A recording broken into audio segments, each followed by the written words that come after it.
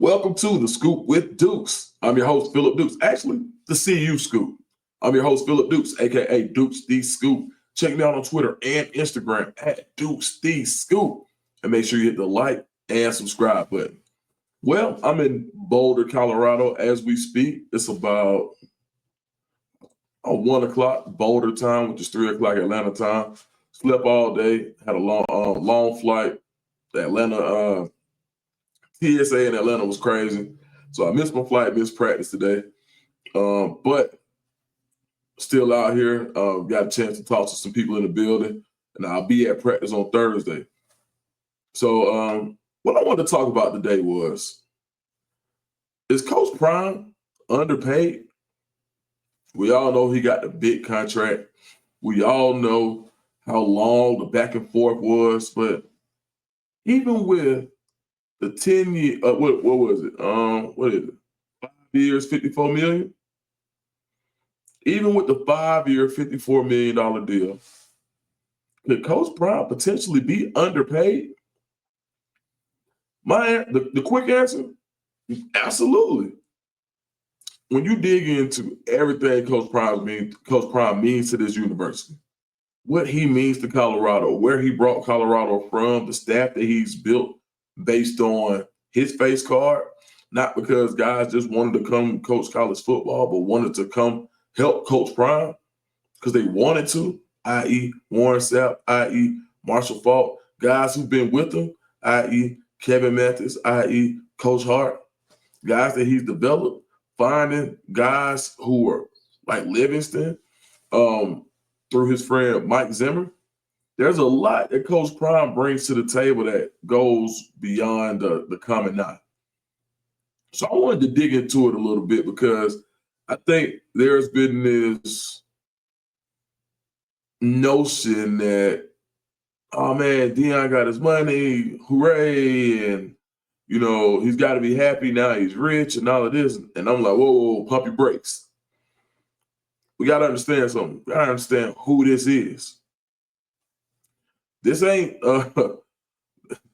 just some Johnny football coach. This is Deion Sanders.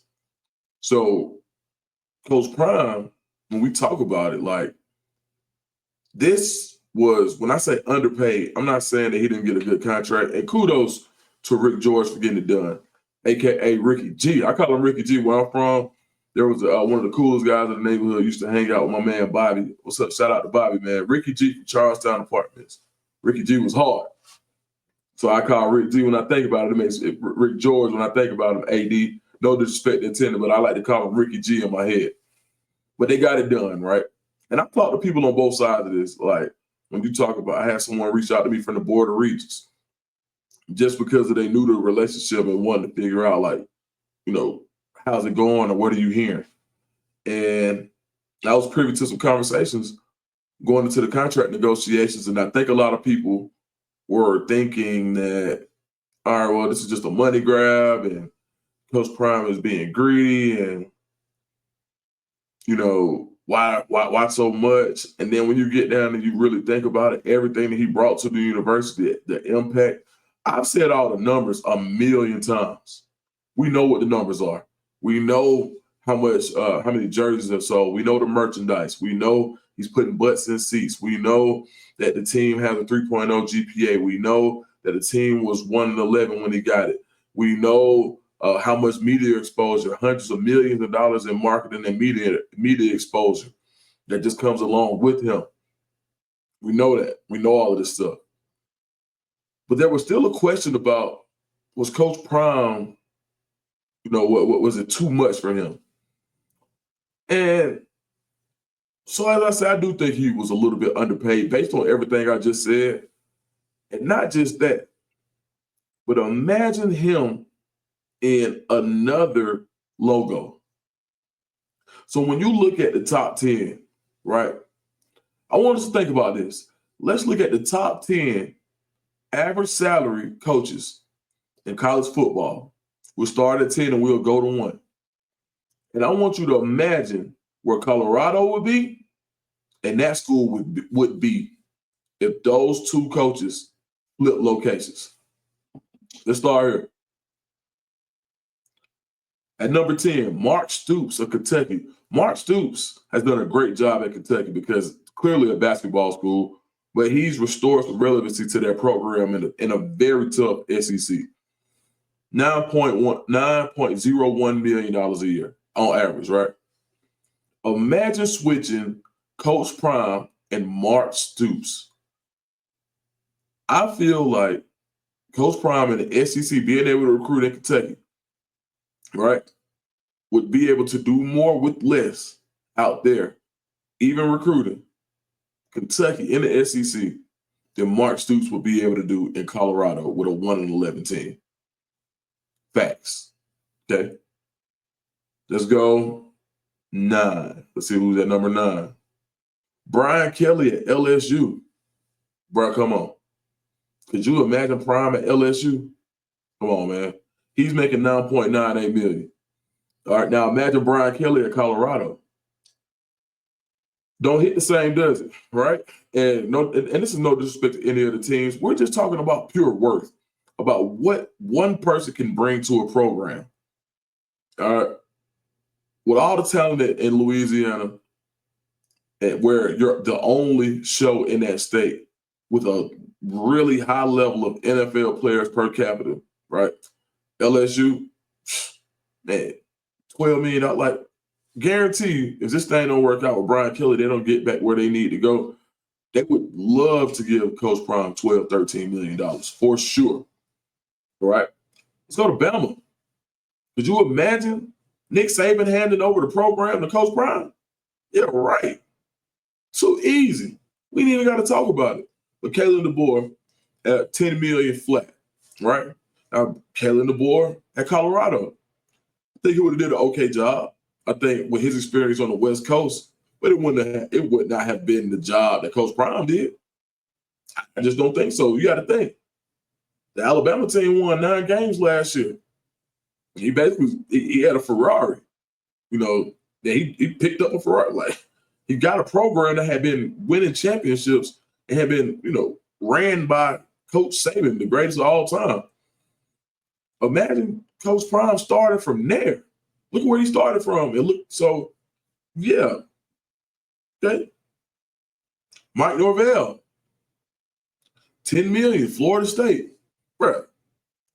Coach Prime at Florida State. Easy. That's where everybody wanted to send him to. Oh, he's just gonna go back to get Florida State. Florida State had their chance. Coach Prime, don't forget. That's one thing I do know about Coach Prime. He don't forget.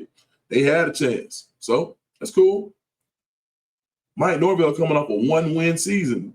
Was it 1 or 2? I think 1. Florida State, hold on. Let's just tap into that.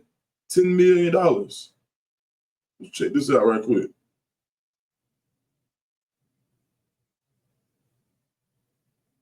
Florida State record. I just want to mention, I'm like, man, 1 win? Ain't no way. It just don't sound right. Just make sure last year. 2 wins, excuse me. 1 in conference. Okay, I was right. 2 wins. Right, cool. Right, they'd be ready to get rid of Coach Prime. The media would go crazy. They would have a field day with 2 wins. He took a 1-11 team and got them 4.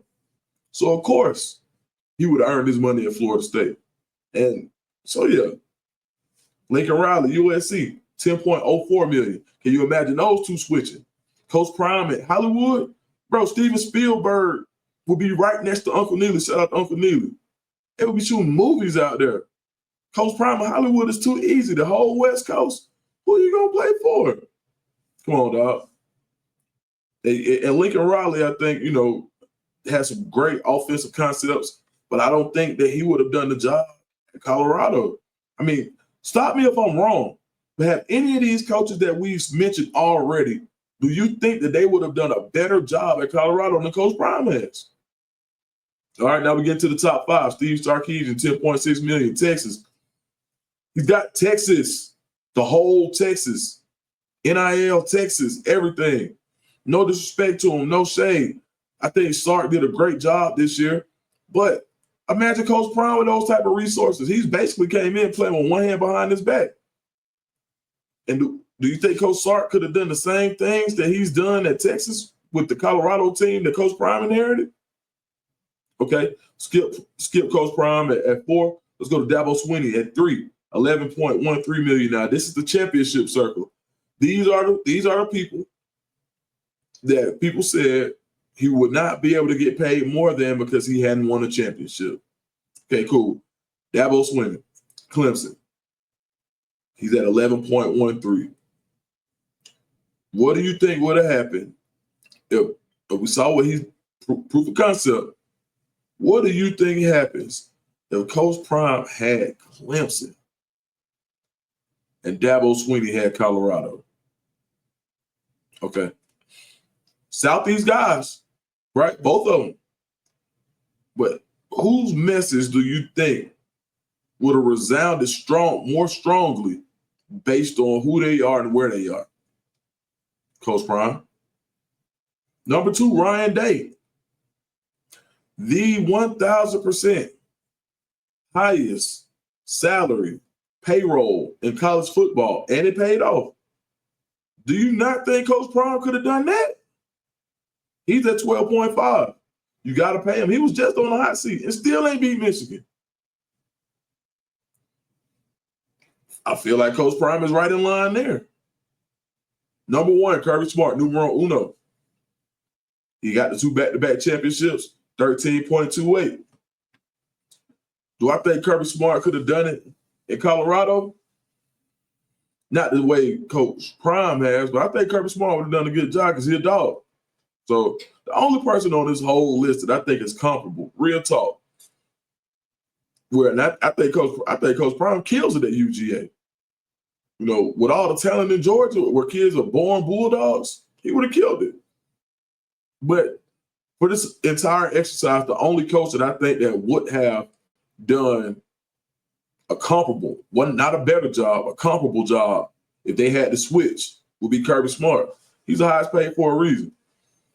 But outside of that, out of those 10 in the top 10, there's not one coach that Colorado would exchange. Like, who would you exchange? Be like, you know what? I like Coach Prime for Colorado, but man, if we had Kirby Smart, or if we had Dabo, we don't say that. There's not one person on that whole top 10 list that you would exchange. But I guarantee you, outside of Kirby Smart, outside of UGA, you go from 10 up. Every one of those schools would want to trade their coach for somebody else. Guarantee you.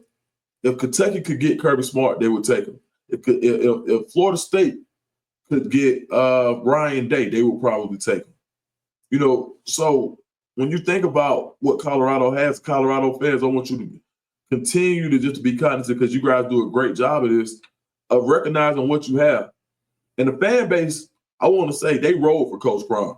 I think one thing about the Colorado fan base and Coach Prime's fan base is that they rolled for him publicly. They wanted to get it done. You didn't hear people saying, "No, that's too much," you know, in the fan base. But yeah, unless it was some of them other kind, other type of people, or what I mean by haters, right? Just straight up, they just wasn't gonna like Coach Prime, period, for nothing.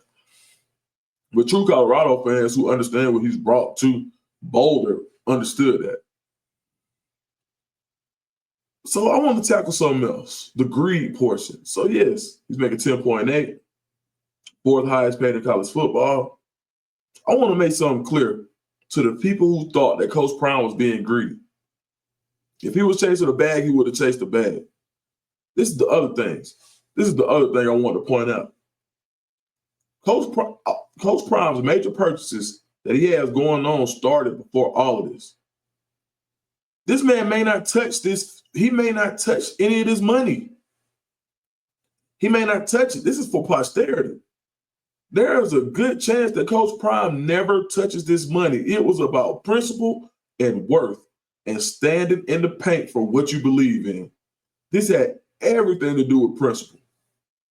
I know they were coming in offering $8 million, not considering everything else he had done. But Coach Prime stood steadfast. He didn't put his name out and say, you know what, I'm campaigning for another job. He didn't tell his agents to go find me a gig. He believed that Colorado was going to do right. And they did. They got it done.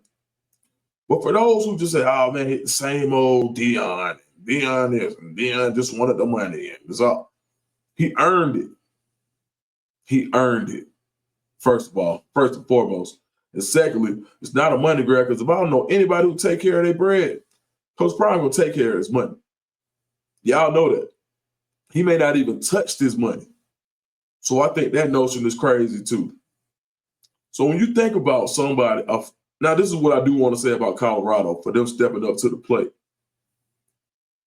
Not a blue blood school traditionally, as we talk about in the Southeast, but a rich history of Colorado. And someone and a team that wanted to say yes, a staff, a community that wanted to say, we're back. We don't want to lose this. They took a chance on Coach Prime. Coach Prime took a chance on them, and it became a beautiful marriage. And it's going to be that way for years to come. Now, so when I say he's underpaid, I mean, yeah, I think for what he brings, yeah, he could easily be like 13, 14 million, easy. But for the deal that he took, it was enough for him to feel respected for the job that he had done, while also feeling like, you know what, we're building something. I had a conversation with Coach probably maybe January, February, and he was talking about his peace, how important peace was for him to elongate his career. He said, he's got a peaceful situation. Coach Prime realized, he said, look, I'm trying to ride off into the sunset. You know, not a spring chicken. I take care of myself so I can live well. But I need peace around me so I can be the best version of myself for these young men. Colorado provided peace. So that's why he didn't have to be so dogged about going to be the highest paid coach, because nobody as a coach alone has brought to their school what he has. So there's a very good argument for him to be the highest paid coach of college football. But for him to say, you know what, I ain't got to be the highest paid. What I will say is that, and he respects championships. We talked about that too. He respects, like, y'all respect championships. I know they're not doing what I do, what I bring, but they do got the ships. They ain't tripping. And if you notice, he's the highest paid coach without a championship. He's hell-bent on going to go get a championship. Somewhere we can sleep at night. Somewhere where it's peaceful. Somewhere where he has peace of mind. So even though I think in the grand scheme of things, Coach Prime may have taken a bit of a discount to stay in Colorado, I think it's the perfect fit. So I don't think he would ever say he's underpaid. I think he got what he deserved. Colorado got what they deserved. It's a beautiful marriage. And it'll be a beautiful marriage for years to come as Coach Prime continues to build his program into a perennial powerhouse. All right, man, leave your thoughts in the comments. This is just some real talk. We'll get some practice footage and some inside information coming more so this week. All right, man, that's my time. I'm out.